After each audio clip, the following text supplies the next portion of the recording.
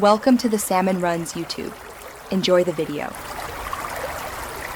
In this video, I will explain how to Kraken stack with a hoverboard. This advanced technique allows players to achieve incredible verticality or speed in many games. It requires a deep understanding of your hoverboard's physics and precise input timing. We will cover the essential steps to get you started, from initial setup to executing the perfect stack. Get ready to elevate your gameplay to new heights. Before attempting your first Kraken stack, ensure you have the right equipment.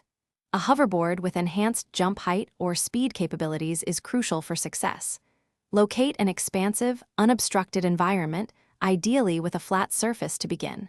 Consider optimizing your in-game camera settings, perhaps switching to a first-person view to gain better control and visual feedback during the rapid ascent. Proper preparation is key. To initiate the Kraken stack, begin with a swift, controlled jump while maintaining forward momentum. As you reach the apex of this initial jump, activate your hoverboard with precise timing.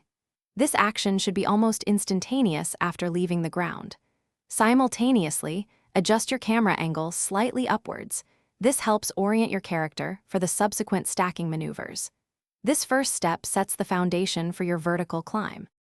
Once the initial stack is established, the key is to sustain the ascent through rapid, rhythmic inputs.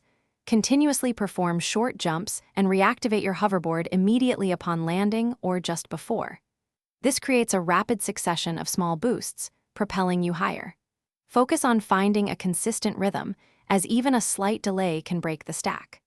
Practice these sequences for about 30 seconds at a time to build muscle memory. Thanks for watching. Consider subscribing if we helped you.